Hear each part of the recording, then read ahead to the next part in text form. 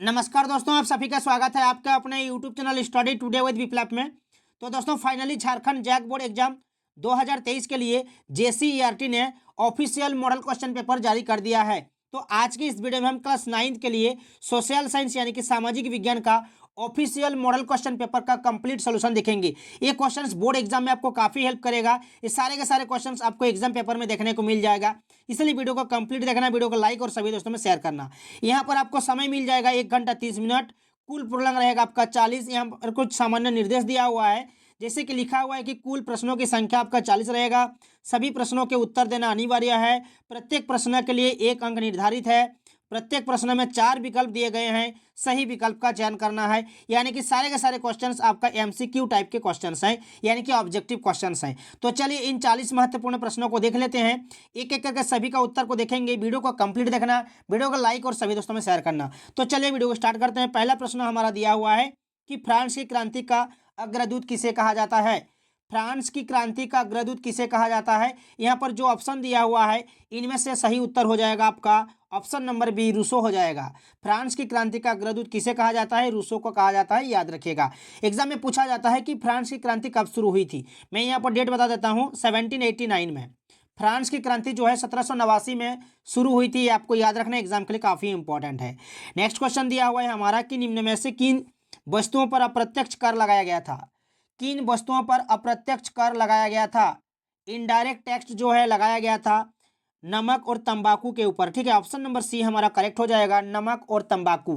Next question हमारा दिया हुआ है कि लेनिन ने अपने अप्रैल थीसिस द्वारा जो मांगे रखी थी उनमें निम्न में से कौन सी मांग शामिल नहीं थी। बैंकों का राष्ट्रीयकरण किया जाए, युद्ध समाप्त किया जाए, किसानों को सारी जमीन वापस की जाए। ये तीनों मांग जो है शामिल थी, बट यहाँ पर जो ऑप्शन डी में दिया हुआ है ना कि उद्योगों को मजदूरों के हवाले किया जाए, ये जो है मांग नहीं किया गया था, शामिल नहीं था। तो ऑप्शन नंबर डी हमारा यहाँ पर करेक्ट हो जाएगा। नेक्स्ट क्वेश्चन है हमारा कि रूस के स्थानीय स्वशासी संगठन कहलाते हैं। रूस के स्थानीय स्वशासी संगठन क्या कहलाते हैं, सोवियत कहलाते हैं। ऑप्शन नंबर बी हमारा सही होगा। ध्रुवीय शक्तियां किन देशों को कहा जाता था। जर्मनी, फ्रांस, रूस। जर्मनी, ऑस्ट्रिया, तुर्की। Germany, Italy, Japan, Britain, France, रूस। तो इनमें से सही उत्तर हो जाएगा हमारा Germany, Italy, Japan. Option number C correct होगा। किस संधि द्वारा जर्मनी पर कठोर एवं अपमानजनक शर्तें थोप दी गई थी। पेरिस की संधि, वियना की संधि, वर्साई की संधि, कुस्तुनतुनिया की संधि। तो इनमें से सही उत्तर हो जाएगा हमारा वर्साई की संधि। ऑप्शन नंबर सी करेक्ट हो जाएगा। याद रखिएगा, वर्साई की संधि हुई थी 1919 में, 1919 में हुई थी। ऑप्शन नंबर सी हमारा यहाँ पर सही हो जाएगा। नेक्स्ट क्वेश्चन है हमारा कि 1864 में किसने भारतीय वन सभा की स्थापना की थी। वन सभा की स्थापना की थी। ब्रैंडिस ने 1864 ईस्वी में भारतीय वन सेना का गठन किया था। तो ऑप्शन नंबर ए हमारा सही उत्तर हो जाएगा, ब्रैंडिस।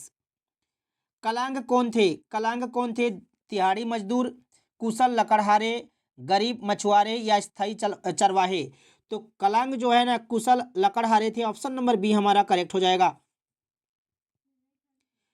बुग्याल क्या है। बुग्याल क्या है, ऊंचे पहाड़ों पर स्थित घास के मैदान को बुग्याल कहा जाता है। तो ऑप्शन नंबर ए हमारा सही हो जाएगा, ऊंचे पहाड़ों पर स्थित घास के मैदान। दुनिया के आधी से ज्यादा चरवाहा आबादी कहाँ रहती है। दुनिया की आधी से ज्यादा चरवाहा आबादी कहाँ रहती है। रूस, ऑस्ट्रेलिया, उत्तरी अमेरिका या अफ्रीका। तो इनमें से सही उत्तर हो जाएगा हमारा अफ्रीका में। ऑप्शन नंबर डी करेक्ट हो जाएगा। सभी से रिक्वेस्ट है वीडियो को लाइक और ज्यादा से ज्यादा अपने दोस्तों में शेयर कीजिएगा। ठीक है, चलिए नेक्स्ट क्वेश्चन की ओर। नेक्स्ट क्वेश्चन है हमारा कि निम्नलिखित में से कौन समकालीन दुनिया में सरकार का सबसे लोकप्रिय रूप है। सैन्य शासन, तानाशाही, लोकतंत्र या राजतंत्र। दुनिया में सरकार का सबसे लोकप्रिय जो रूप है हमारा लोकतंत्र हो जाएगा। ऑप्शन नंबर सी करेक्ट हो जाएगा। इनमें से कौन सा शर्त, कौन सा तर्क लोकतंत्र के पक्ष में अच्छा नहीं है। लोकतंत्र मतभेदों और टकरावों को संभालने का तरीका उपलब्ध कराता है। ठीक है, ये हमारा जो है अच्छा पक्ष है। लोकतांत्रिक सरकारें लोगों के प्रति ज़्यादा उत्तरदायी होता है, ये भी ठीक है। लोकतंत्र बेहतर निर्णय लेने की संभावना बढ़ाता है, ये भी ठीक है। ऑप्शन नंबर डी में दिया हुआ है कि लोकतंत्र नागरिकों का सम्मान नहीं बढ़ाता है, ये गलत बोला गया है। ठीक है, अच्छी बात नहीं है। तो इस क्वेश्चन का सही उत्तर हो जाएगा ऑप्शन नंबर डी, लोकतंत्र नागरिकों का सम्मान नहीं बढ़ाता है। नेक्स्ट क्वेश्चन दिया हुआ है कि संविधान की आत्मा, संविधान की आत्मा किसे कहा जाता है। याद रखिएगा, संविधान की आत्मा जो है प्रस्तावना को कहा जाता है। ऑप्शन नंबर ए हमारा सही हो जाएगा। दक्षिण अफ्रीका का लोकतांत्रिक संविधान बनाने में इनमें से कौन सा टकराव सबसे महत्वपूर्ण था? दक्षिण अफ्रीका का लोकतांत्रिक संविधान बनाने में इनमें से कौन सा टकराव सबसे महत्वपूर्ण था? दक्षिण अफ्रीका और उसके पड़ोसी देश का, स्त्रियों और पुरुषों का, गोरे अल्पसंख्यक और अश्वेत बहुसंख्यकों का, रंगीन चमड़ी वाले अल्पसंख्यक व अश्वेत बहुसंख्यकों का। तो इनमें से सही उत्तर हो जाएगा हमारा ऑप्शन नंबर सी सही हो जाएगा, गोरे अल्पसंख्यक और अश्वेत बहुसंख्यकों का। ऑप्शन नंबर सी हमारा यहाँ पर सही हो जाएगा। झारखंड विधानसभा सीटों की संख्या कितनी है? झारखंड विधानसभा सीटों की संख्या 82 है। ठीक है, 81 निर्वाचित और एक जो है हमारा मनोनीत, यानी कि कुल मिलाकर 82 हो जाएगा हमारा। ठीक है, और अगर एग्जाम में पूछ दे आपको कि लोकसभा सीटों की संख्या कितनी है, याद रखिएगा लोकसभा सीटों की संख्या जो है हमारा 14 है। ये हमारा सही उत्तर होगा। ठीक है, तो इस क्वेश्चन का सही उत्तर हो जाएगा हमारा 82। राष्ट्रीय मतदाता दिवस कब मनाया जाता है? 25 जनवरी को राष्ट्रीय मतदाता दिवस जो है मनाया जाता है। ठीक है, राष्ट्रीय मतदाता दिवस कब मनाया जाता है? 25 जनवरी को। ऑप्शन नंबर डी हमारा सही हो जाएगा। वर्तमान समय में भारत के राष्ट्रपति कौन है?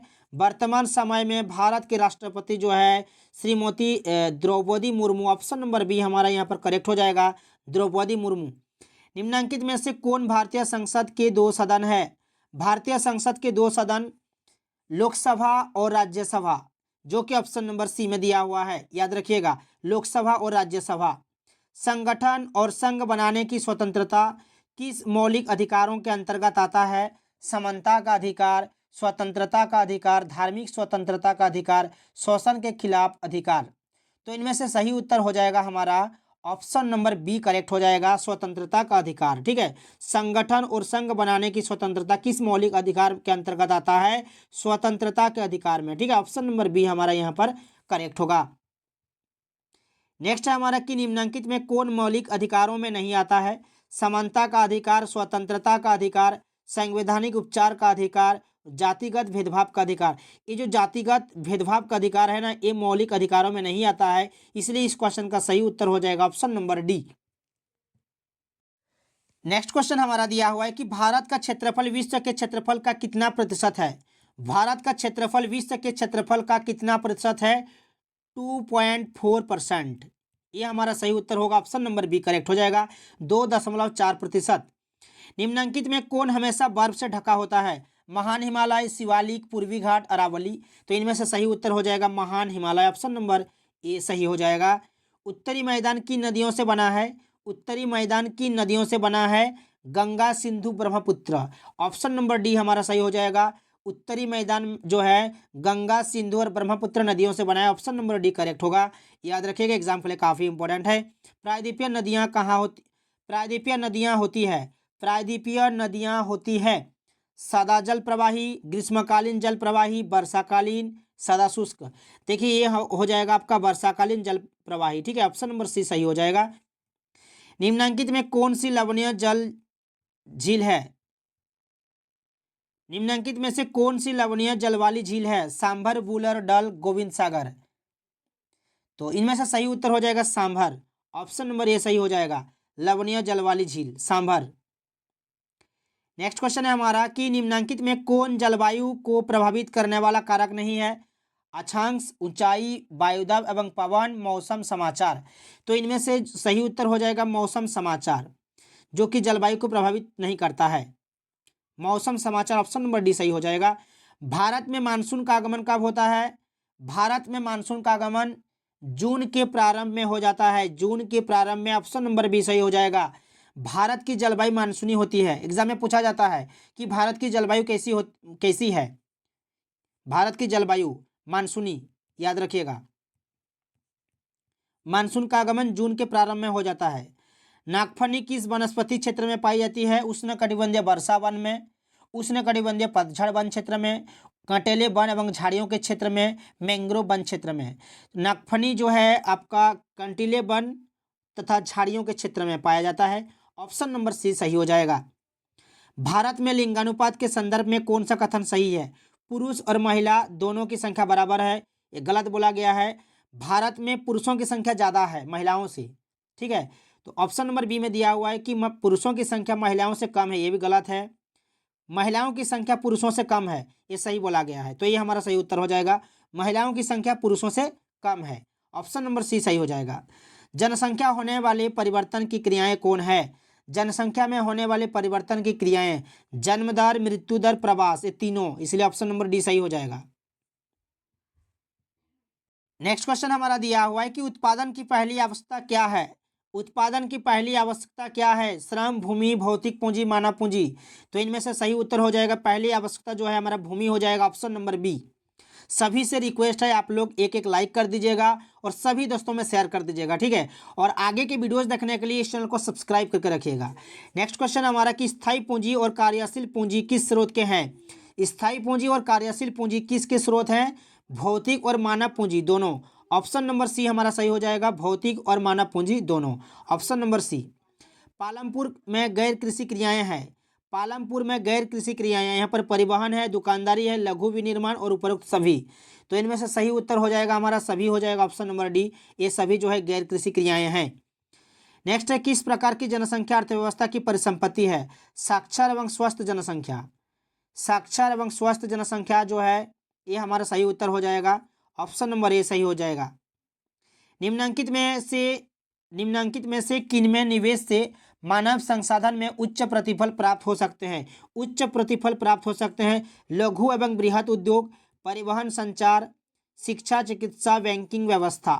तो इनमें से सही उत्तर हो जाएगा, यहाँ पर क्या पूछा, क्वेश्चन पूछा है क्वेश्चन में कि मानव संसाधन में ऊंचे प्रतिफल प्राप्त हो सकते हैं। तो इनमें से सही उत्तर हो जाएगा हमारा शिक्षा और चिकित्सा हो जाएगा, ऑप्शन नंबर सी हो जाएगा, ठीक है।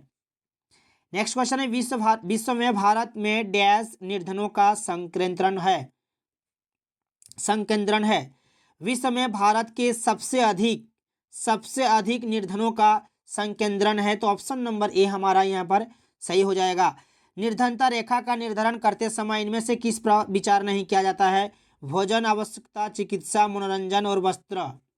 निर्धनता रेखा का निर्धारण करते समय इनमें से जो है आपका यहाँ पर मनोरंजन आवश्यकता को विचार नहीं किया जाता है, ऑप्शन नंबर सी हमारा सही हो जाएगा। और बाकी जो दिया हुआ है भोजन, चिकित्सा और वस्त्र, तीनों को विचार किया जाता है, इसलिए ऑप्शन नंबर सी हमारा यहाँ पर सही हो जाएगा।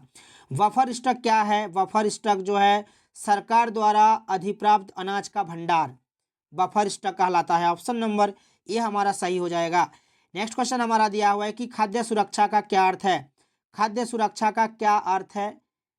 सभी लोगों के लिए सदैव भोजन की उपलब्धता, ये हमारा सही उत्तर हो जाएगा, ऑप्शन नंबर बी ये हो जाएगा। खाद्य सुरक्षा का अर्थ सभी लोगों के लिए सदैव भोजन की उपलब्धता। नेक्स्ट क्वेश्चन हमारा ये लास्ट है, ठीक है, लास्ट है। सार्वजनिक वितरण प्रणाली किससे संबंधित है? अनाजों का निर्यात, गरीबी उन्मूलन कार्यक्रम, खाद्य सुरक्षा, खाद्य पदार्थों की जमाखोरी। सार्वजनिक वितरण प्रणाली ये हमारा खाद्य सुरक्षा से संबंधित है, ऑप्शन नंबर सी हमारा सही हो जाएगा। भारतीय खाद्य सुरक्षा अधिनियम कब बना था? इसका आंसर आप लोगों को कमेंट बॉक्स में देना है। यहाँ पर एक क्वेश्चन आप लोगों के लिए है, भारतीय खाद्य सुरक्षा अधिनियम कब बना था? इसका आंसर आप सभी लोगों को जो है कमेंट बॉक्स में देना है, ठीक है। तो ये था 40 VBI ऑब्जेक्टिव क्वेश्चंस। वीडियो को अगर अच्छा लगा है तो वीडियो को लाइक और शेयर कीजिए और इस तरह के वीडियोस देखने के लिए इस चैनल को सब्सक्राइब करके रखें। तो मिलते हैं नेक्स्ट वीडियो में।